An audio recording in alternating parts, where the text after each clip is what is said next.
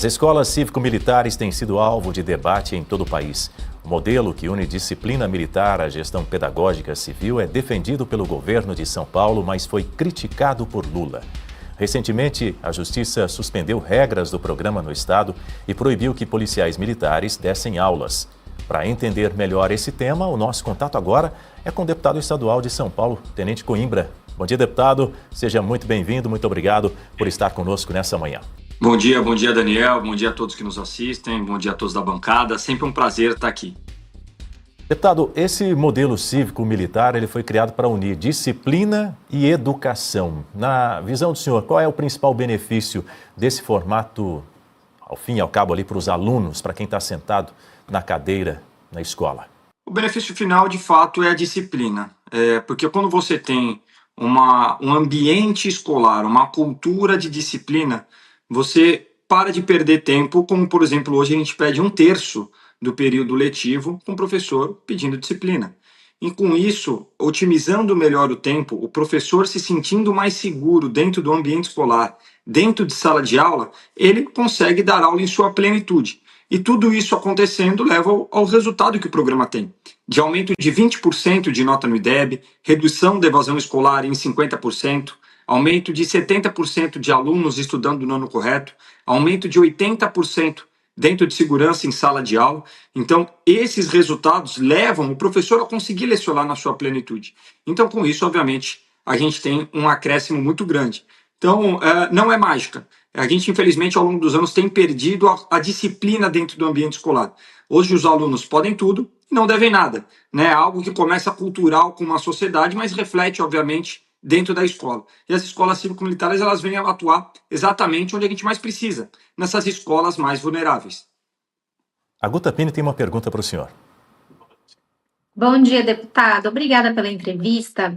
Eu gostaria que o senhor explicasse para a nossa audiência a diferença de uma escola normal, digamos assim, e as cívico-militares. O conteúdo é o mesmo? Os professores são militares, não são professores formados igual acontece com as outras escolas? Porque existe essa dúvida.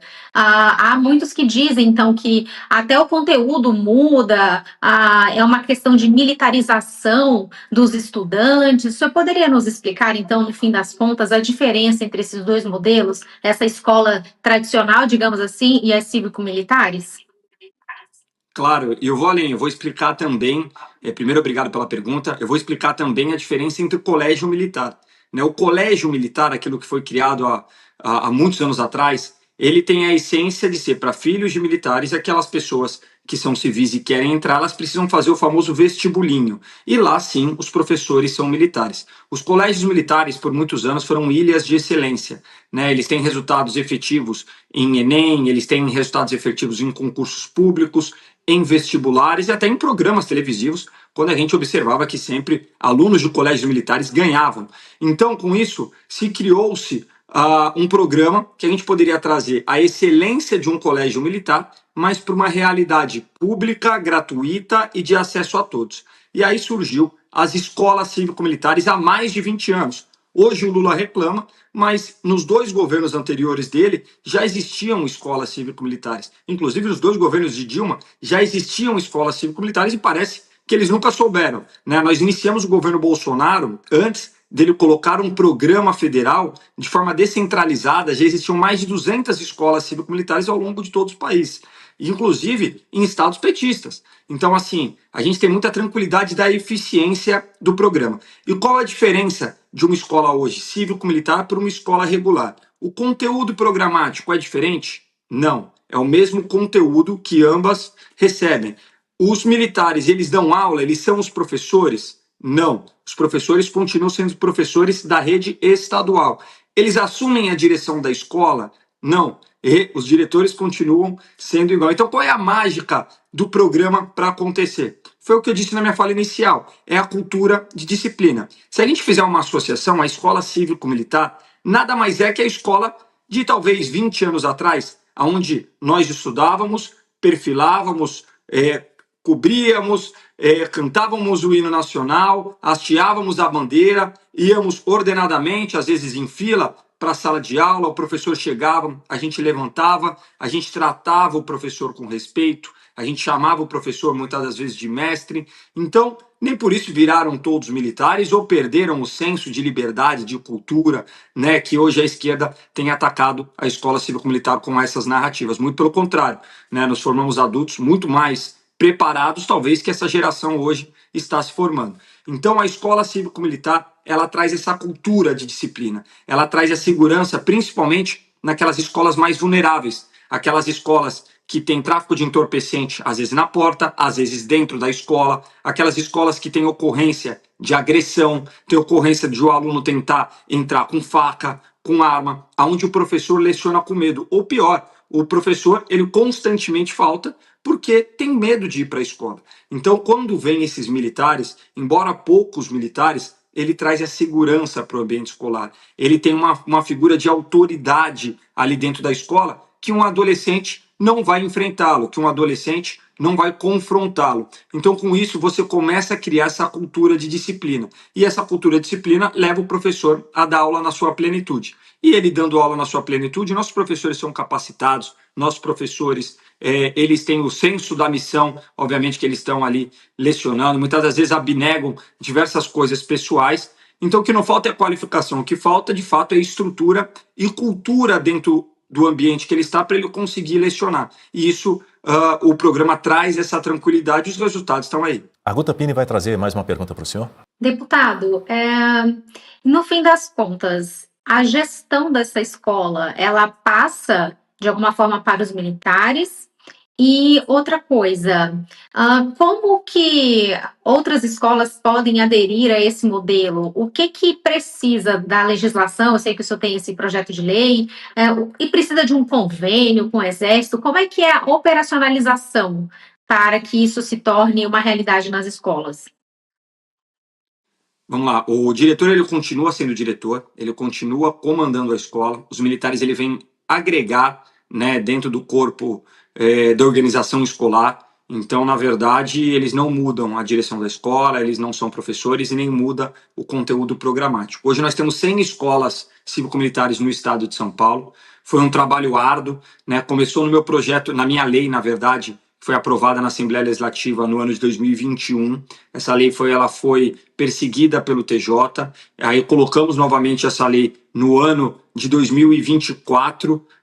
E aí conseguimos êxito num programa próprio para o estado de São Paulo, só que tivemos algumas mudanças do programa federal para o programa estadual. Então, como hoje uma escola cívico-militar, ela solicita a adesão, e eu brinco que a escola cívico-militar é o programa mais democrático que existe hoje no Brasil, porque para uma escola cívico-militar ser selecionada e ser implementada, primeira coisa, o diretor daquela escola, né, o comandante daquela escola, ele tem que pedir o programa.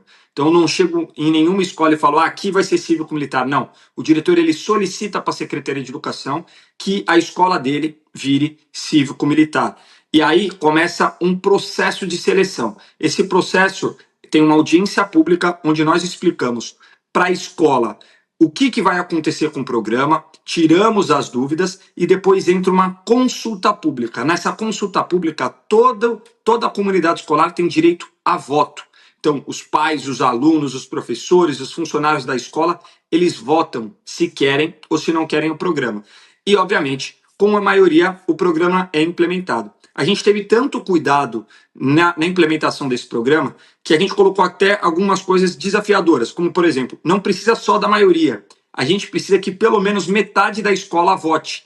Então, não adianta você ter 100% da escola favorável se só 40% votou. Não. Na lei, nós colocamos que nós precisamos de pelo menos 50% da comunidade escolar indo até a escola, votando e optando pelo programa. E, obviamente, desses 50% ou mais, a maioria opte pelo sim, que foi uma forma da gente trazer as famílias mais perto da escola, trazer as famílias perto das discussões que acontecem dentro da escola. Outro cuidado que tomamos foi que nenhuma cidade, que só tem uma escola estadual, pudesse ser cívico-militar. Para quê? Para o aluno ter opção.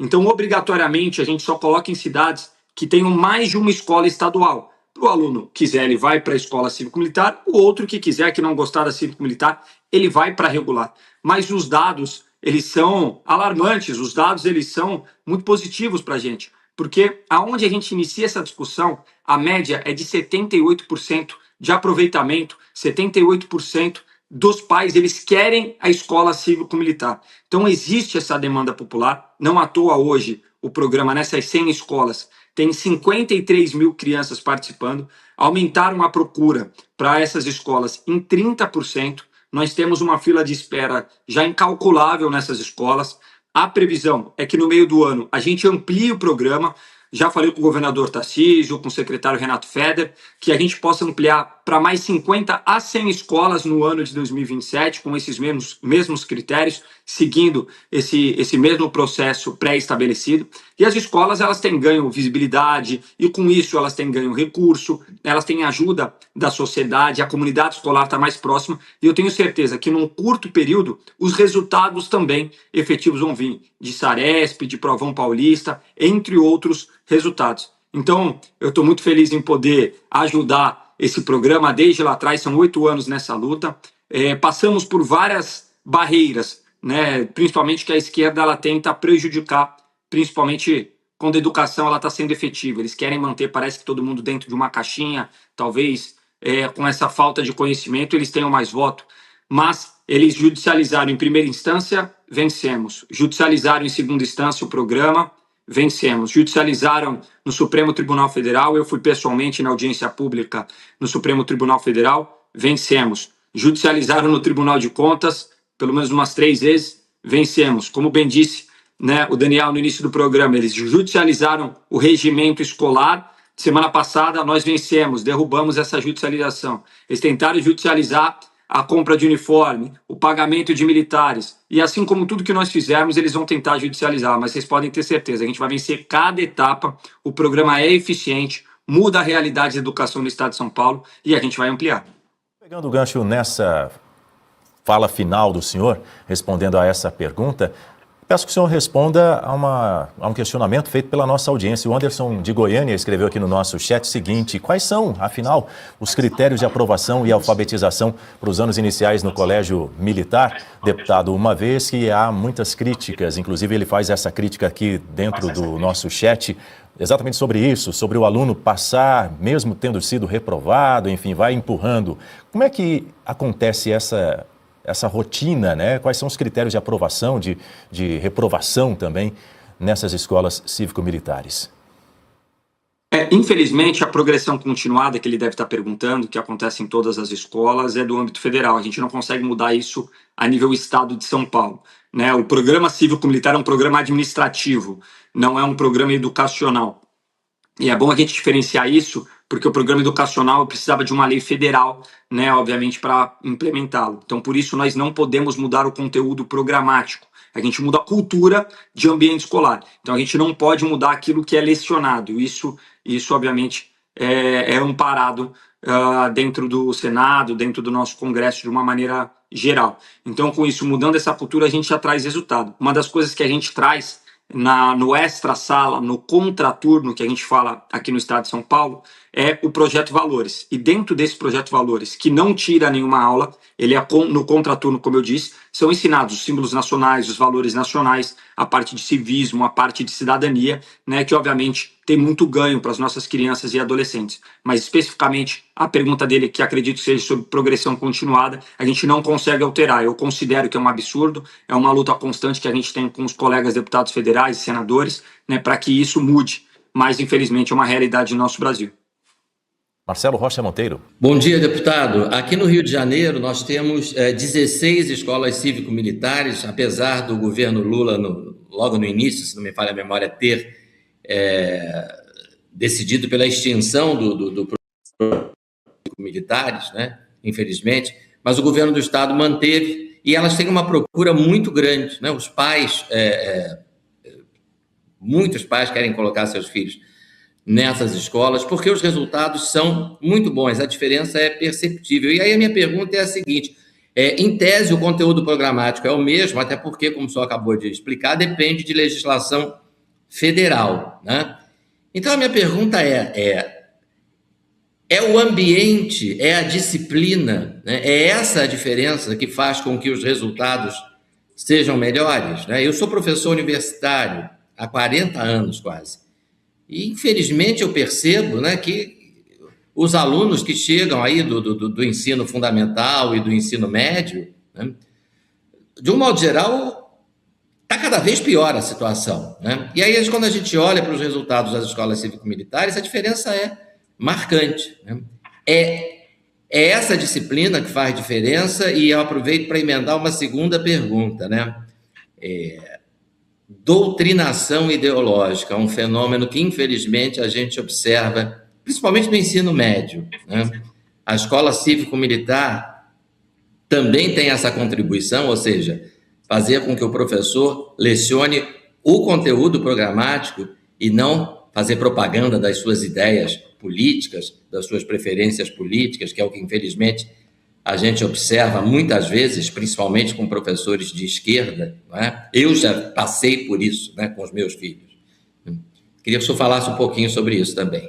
Bom, Marcelo, então, de fato, o conteúdo programático, primeiro, obrigado pela pergunta, o conteúdo programático, ele não muda, né? De fato, a diferença é dentro do ambiente, sim, né? Esse ambiente que, infelizmente, ao longo dos anos a gente tem perdido. A gente tem uma cultura, né, brasileira, que os alunos cada vez mais podem tudo e não devem nada, né? A falta de responsabilidade que eles têm em casa, isso se reflete também dentro da escola, levam a absurdos, a agressões, às vezes até a coisas piores dentro do ambiente escolar. Hoje a gente tem tráfico de entorpecente dentro da escola, né? A gente tem aviõezinhos do tráfico dentro da escola. Eu já encontrei numa escola, especificamente em Bragança Paulista, em São Paulo, alunos do terceiro ano, né, que já estavam reprovando há 2 anos, então já eram praticamente maiores de idade, estavam completando 18 naquele ano, que aproveitavam de alunos especiais, né, para ser uma espécie de aviãozinho, pagavam lanche para eles enviar maconha para um lado, maconha para o outro, e tudo isso dentro da escola. Eles escondiam a droga dentro do forro do banheiro. Então hoje os pais não se sentem tranquilos então, a gente pode ver aí com os filhos dentro da escola, né? Então isso tudo é uma preocupação da família. E obviamente tendo essa tranquilidade, você impondo essa cultura para adolescentes, para as crianças que estão mais suscetíveis a receber isso. Então, obviamente, isso transforma como um todo e os resultados são por conta disso, né? O programa, o novo governo federal, infelizmente, ele foi tão covarde que ele não teve nem coragem de acabar o programa em 2023, quando ele assumiu o governo. O Lula foi tão covarde que ele nem teve coragem de acabar o programa. Ele fez questão de desidratar. Então, ele parou o pagamento dos militares, ele atrasava o pagamento dos militares, ele não dava os recursos para as escolas, ele não ajudava nas demandas. Assim, o programa ele foi indefinhando por 2 anos. Então, parabéns ao Estado de Rio de Janeiro, que foi corajoso, manteve também as escolas cívico-militares, que a gente possa ampliar aqui também, como nós fizemos no Estado de São Paulo. Agora, a sua segunda pergunta, acabei esquecendo, Marcelo, se você puder retornar, por favor? É a questão da doutrinação ideológica Perfeito. Em sala de aula, que infelizmente a gente vê às vezes, né? A gente não pode cravar para não parecer algo que os militares estariam fiscalizando os professores. Então, o militar ele não interfere, de fato, na aula do professor, como o professor vai ministrar, como ele vai construir essa aula. Mas é algo natural que acontece numa escola cívico-militar, porque aquele professor que não é adepto ao programa, ele pede transferência. Isso é natural. Aonde a gente tem implementado, a gente tem a transferência desses professores para outras escolas, né? E dentro das escolas cívico-militares isso acaba não acontecendo, até porque os alunos acabam tendo um senso crítico maior, né? Eles acabam questionando mais esse tipo de aula, quando acontece esse tipo de doutrinação. Mas a gente tem que ter cuidado para falar, porque os militares eles não interferem nas aulas dos professores, né? Naquilo que é construído, ou muito menos naquilo que é ministrado. Deputado estadual, Tenente Coimbra, obrigado aí pela sua participação. Entrevista bastante esclarecedora, nossa audiência interagindo bastante aqui. Peço que o senhor volte em breve para a gente seguir com essa conversa e com outros assuntos também. Será muito bem-vindo. Eu que agradeço, Daniel, agradeço a todos da bancada e aqueles que, porventura, tiverem mais dúvidas sobre escolas cívico-militares ou sobre outra coisa do nosso trabalho como deputado no Estado de São Paulo. De repente, pessoas que querem uma escola cívico-militar na sua cidade aqui no nosso Estado de São Paulo, só procurar a gente na rede social, Tenente Coimbra em todas as redes, que eu vou ter o maior prazer em conversar. Obrigado, Daniel, obrigado pela oportunidade a todos da bancada.